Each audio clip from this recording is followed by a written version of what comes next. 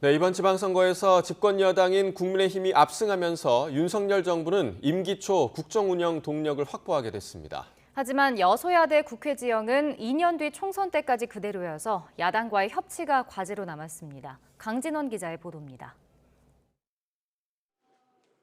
0.73%포인트 차 초박빙 대선 뒤 석 달도 안 돼 치러진 이번 선거를 국민의힘은 정권 교체 후반전으로 규정하고 지지를 호소했습니다. 선거 결과에 따라 새 정부 임기 초 국정 운영 동력이 좌우될 것으로 봤기 때문입니다. 여당의 바람대로 유권자가 힘을 실어준 만큼 정부와 여당은 이를 발판 삼아 국정 드라이브를 걸 것으로 예상됩니다. 국민의 손과 발이 돼서 그분들을 위하는 정책과 행동을 보이지 않으면 언제든지 저희들도 민주당 같은 신세로 전락할 수 있는 것이거든요. 그래서 앞으로가 더 중요하고 하지만 기대가 현실화하는 과정은 그다지 순탄하지만은 않을 것으로 보입니다.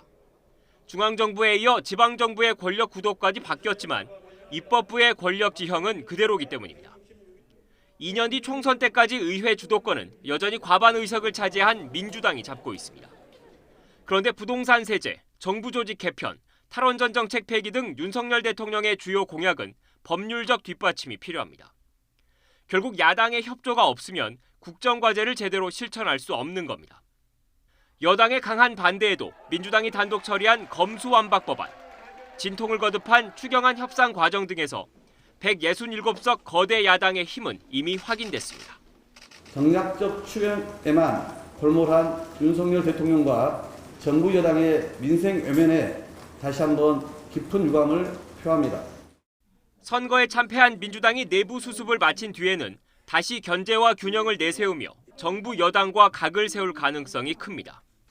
야당과의 소통 그리고 협치에 대한 강한 의지를 보였던 윤석열 대통령이 어떻게 이런 숙제를 풀어갈지 주목됩니다. YTN 강준원입니다.